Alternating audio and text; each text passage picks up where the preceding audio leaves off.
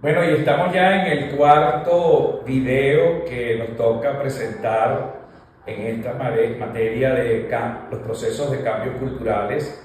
Ya tenemos 3 videos precedentes. Hoy tenemos 2 grandes invitados, 2 buenos amigos. La doctora Mary Pedrosa, médico especializada en gastro, y por el otro lado tenemos al doctor diácono también, Gabriel Cordero, quien anima también en este curso, en este diplomado, sobre algunos temas que resguardan al tema de la cultura. Y ustedes dirán, ¿por qué un médico está aquí presente? Bueno, precisamente porque los cambios culturales vienen en todos los aspectos, incluso hasta en el teológico. Nosotros tenemos en los últimos 40, 50 años una gran variación, una gran transformación de lo que representa la ciencia, la tecnología en el comportamiento humano y cómo eso ha incidido en la mejora y en la calidad de vida de los ciudadanos. Gabriel, cuéntanos un poco en este último programa cuáles son los grandes retos que hoy enfrenta esos procesos de cambios culturales que se nos presenta, por ejemplo, a la iglesia y en particular al ciudadano común. ¿Cuáles crees tú que sean esos elementos esenciales? Bueno, cuando hablamos de los grandes retos que se pueden presentar tanto a nosotros como agentes de pastoral como a la sociedad en su expresión más abstracta, pues el primero que se me viene siempre a la mente es el tema de la globalización. Estamos enfrentando unos procesos de uniformidad y de asimilación cultural que son bastante importantes. Tenemos un conjunto de fenómenos globales que van apuntando hacia una uniformidad que puede ir socavando los cimientos de lo que vienen siendo las tradiciones endógenas de cada sociedad, y eso hay que mirarlo con mucho detenimiento. No podemos hablar de una uniformidad costilla de las diferencias, y a nosotros como agentes de pastoral eso nos toca muchísimo. Nosotros como iglesia tenemos la peculiaridad de que vienen a nosotros buscando algo distinto a lo que hay en el mundo, y si nosotros nos empapamos tan profundamente de lo que está en el mundo sin resguardar nuestra identidad, nos podemos caer de lleno en el barranco de no tener ninguna distinción con lo que es el status quo de la sociedad y no ver esa misión profética, sacerdotal y real que tenemos como pueblo de Dios. Así que la idea no es centrarse en un fundamentalismo tampoco de lo digamos autóctono y propio, diciendo hasta aquí llegan ustedes y hasta aquí ya no paso yo, sino ver con discernimiento los signos de los tiempos, aprender a leer las distintas posturas, ver qué me edifica, qué me favorece, qué favorece a la sociedad, qué favorece a mi iglesia, qué favorece a mi entorno cultural, y de todo lo que sea bueno que venga iluminado por el Espíritu Santo, pues saber que eso nos edifica, que nos viene de Dios, y también saber distinguir qué cosas hay que purificar, qué cosas hay que saber decir, hasta aquí no puedo llegar. Tener el criterio de saber decir que sí y tener el criterio para saber decir que no, y evaluar cada una de estas posturas, sopesarlas, y para eso la sinodalidad ha sido una herramienta preclara que el Papa Francisco nos ha sabido dar. Saber escuchar a todos para poder caminar juntos es algo muy abarcador en estos momentos de tantos cambios culturales. Saber escuchar qué hay y a dónde podemos ir, pero juntos. No estamos para estar como islas, sino para saber caminar todos en grupo.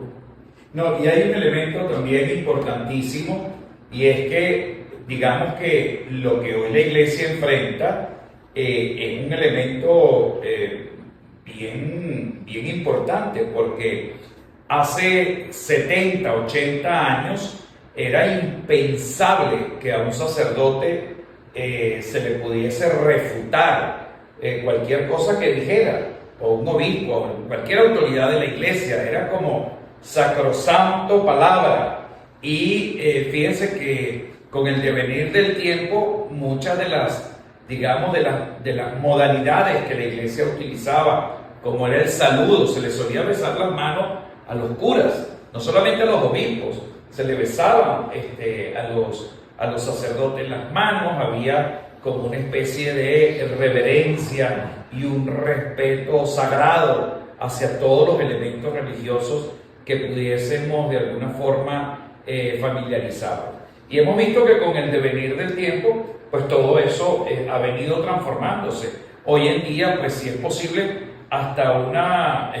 grosería te pueden decir en tu propia cara, es decir, ya la iglesia perdió como ese sitial privilegiado de respeto, de precedencia, cosa que ha obligado a la propia iglesia como a, digamos, cuestionar también cuál es su papel en el mundo. Yo creo que eso el Concilio Vaticano II ya desde hace aproximadamente 60 años ya nos lo venía pues preanunciando. Es decir, una iglesia que esté encarnada en la realidad que nos toca circunscribirnos. Pero eso trae como consecuencia que la iglesia tiene que de alguna forma profundizar su rol y específicamente redimensionarlo, porque ya la iglesia perdió pues ese sitial, digamos, privilegiado, donde no podía ser cuestionado, sino por el contrario. Yo recuerdo cuando estaba en el seminario, pues habían determinados libros que nosotros no podíamos leer, y estamos hablando de mediados de los 80, donde esos libros tenían pues una clara, digamos, marca de la Santa Sede, donde no eran ni bien vistos y altamente cuestionados. Hoy en día, esa teología que hace 30, 40 años habría sido cuestionada, es la teología que hoy mueve un poco todo el quehacer de la iglesia y toda la acción pastoral que nos está moviendo. Entonces, ¿cómo de alguna forma replantea a la propia iglesia? Es tiempo de profundizar y de buscar dentro de su especificidad su acción que le da dentro de lo que nosotros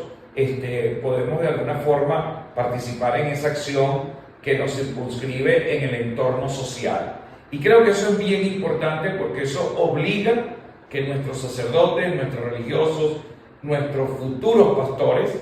tengan una preparación mucho más densa, mucho más clara, mucho más profunda, de manera que puedan comunicar el mensaje cristiano no solamente con la elocuencia que le debe caracterizar, sino especialmente con el testimonio de vida y especialmente con la apertura que debemos de alguna manera generar. Hoy en día es, frente a todo lo que se nos viene, toda esta cultura veniente, pues se nos presenta en primer lugar un factor decisivo, que es el discernimiento. Discernir los signos de los tiempos. Y el discernimiento de los signos de los tiempos no es otra cosa que aprender a estudiar, a leer y especialmente a acompañar todos estos procesos de cambio que se van suscitando. A mi izquierda tengo a la doctora Mary Pedrosa, una gran amiga, de mis grandes y mejores amigas, pero una gran profesional en el campo de la medicina, y hemos podido ver, Mary, que somos del mismo año y de la misma generación, los procesos de cambio que seguramente dentro de tu área, como es la ciencia médica, ha sufrido a lo largo de estos 30 y largos de años, y seguramente casi por 40, o por no decir un poco más, en el ejercicio del estudio que representó cuando iniciaste a estudiar la carrera de medicina. Cuéntanos cómo tú has percibido todos esos procesos de cambio en el área de la medicina específicamente. Un cambio fundamental en los últimos años, que es el Internet, que ha hecho que el conocimiento que estaba reservado para unos pocos pueda llegar a muchos, y llega sin filtro. Eso quiere decir que cualquiera puede aproximarse a una información y asumirla como propia, sin que pase por el filtro de la experiencia de realmente la gente que está formada. De ahí que ahora la medicina tenga que ser diferente en su práctica. Ahora tenemos además este tema de la inteligencia artificial, que construye a partir de informaciones variadas todo un esquema de pensamiento sobre una enfermedad. Y si, por ejemplo, yo digo, me duele la cabeza y la inteligencia artificial me lista todo lo que puede estar sucediendo, y yo, en función de eso, como persona, como paciente, sin conocimiento, tomo decisiones o aconsejo a otros,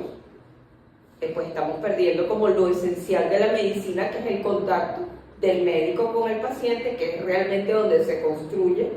el tratamiento, la curación.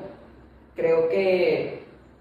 lo esencial del médico, yo no creo que nunca este tipo de cambios pueda sustituir al médico en sí mismo, porque lo que construye la curación es la simbiosis entre el médico y el paciente, la conversación, la base de la historia. Entonces, todos estos cambios de internet, del acceso a la información inmediato, de que la gente no estudia con un libro, sino entonces con el libro tienes que analizar, observar, sacar tus propias conclusiones, sino que el internet saca las conclusiones por ti. Lleva a que la gente tenga pensamientos mucho más simplistas y crea que las soluciones son mucho más rápidas. Y eso es complicado en este mundo de hoy. Ha facilitado muchas cosas, porque desde el punto de vista anatómico, médico, hemos ido de macro a micro a estudiar cosas con mucha más facilidad, mucho más detalle, pero estamos perdiendo una cosa esencial, que es el contacto con la gente, la estructura de lo que debe ser realmente la relación del médico con el paciente. Y este tipo de situaciones, de ese acceso, me refiero a esa información, hace también que el médico, así como comentaba el padre Rino de la reverencia que había con la iglesia, igual pasa con la medicina. Ahora el médico se le cuestiona, no se le respeta, es que yo leí, es que yo dije, no importa que tú tengas 30 años de graduado, o sea, es que Google dice, Google como cualquier cosa. Entonces, es complicado, estamos viviendo tiempos complicados,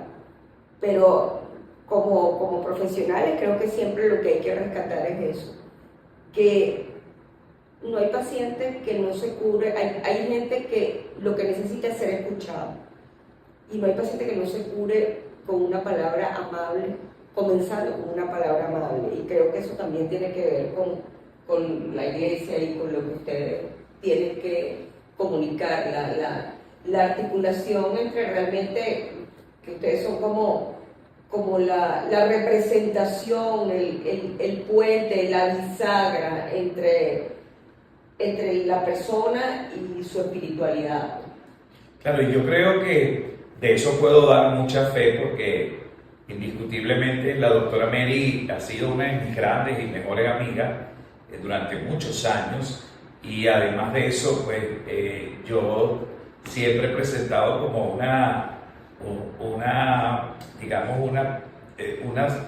un perfil de paciente un poco especial por la ansiedad que me puede provocar frente a una consulta médica, es decir, ese trato humano cuando uno se sienta en el consultorio de la doctora Mary, pero creo que eso es muy frecuente en los médicos venezolanos, sobre todo los que tienen una gran trayectoria, digamos, de trabajo, de estudio, de sensibilidad. Siempre el médico se convierte como en un gran aliado sin perder su profesionalismo, y particularmente ese proceso humano que comunica y te permite, en primer lugar, estar consciente de la patología que puedas estar sufriendo, pero sobre todo en la alternativa que tienes para poder, de alguna forma, en la mayoría de los casos, poder salir de ella. Y cuando no hay, digamos, ningún tipo de alternativa por la propia experiencia, pues qué importante resulta el acompañamiento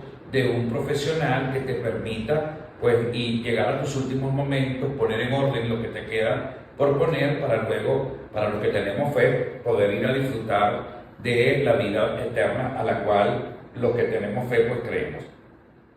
Yo creo que cuando uno va y sale del país, uno siente la gran diferencia, ¿no? porque uno percibe que a veces uno es como un número,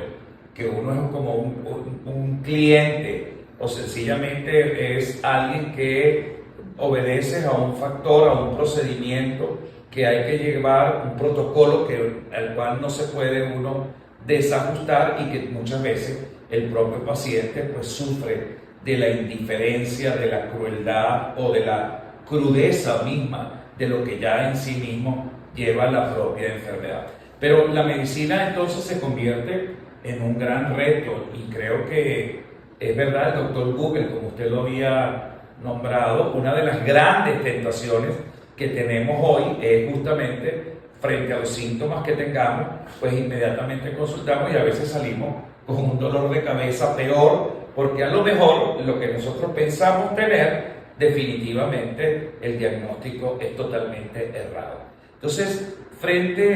y con esto concluyo, doctora Mary, ¿cuál cree usted que sean esos desafíos? Es decir, tenemos un proceso de cambio cultural muy arraigado. La medicina que usted inició practicando, los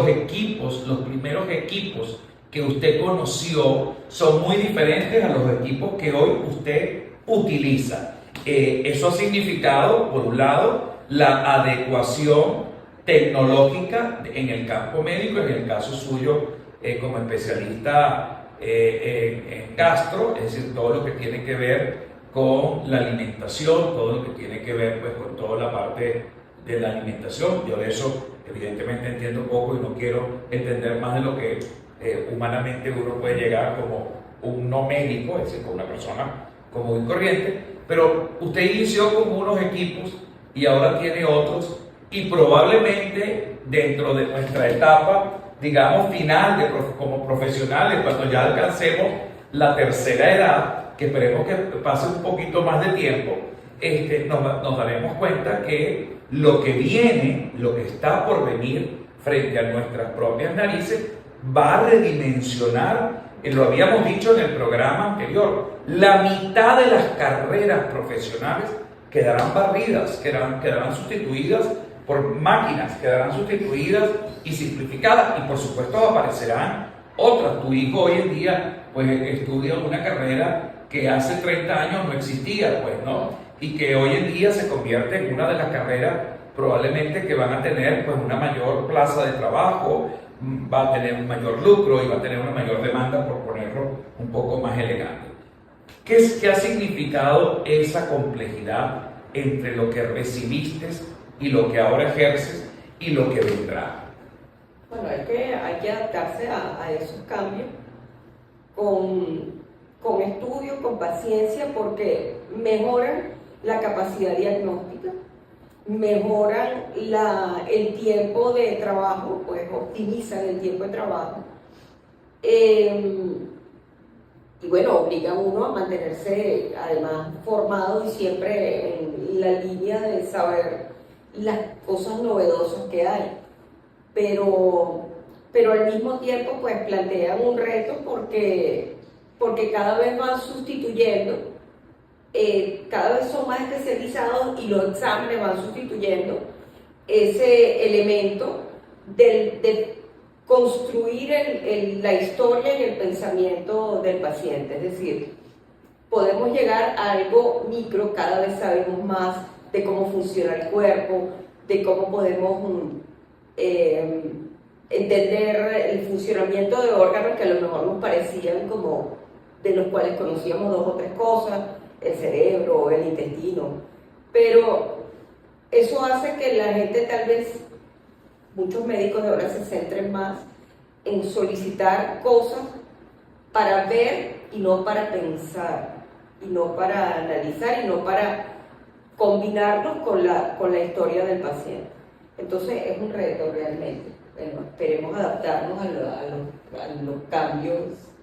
a los cambios sociales, culturales y en general. Y ya para terminar, y creo que sería la reflexión central de esta materia, Gabriel, y tú que hoy estás viendo estos videos, ¿cómo te preparas para recibir todo ese proceso de cambios culturales estás preparándote y estás consciente de el gran desafío que tienes frente a tus propias narices, y por otro lado, mi preparación en mi entorno particular, en mi profesión, sea o no religioso, cómo voy a enfrentar esos desafíos, cómo los voy a aprender a conocer y qué acceso tengo para ser partícipe y conocedor de esos procesos de cambio. Bueno, hasta aquí hemos llegado en este programa. Nos vemos en una próxima ocasión.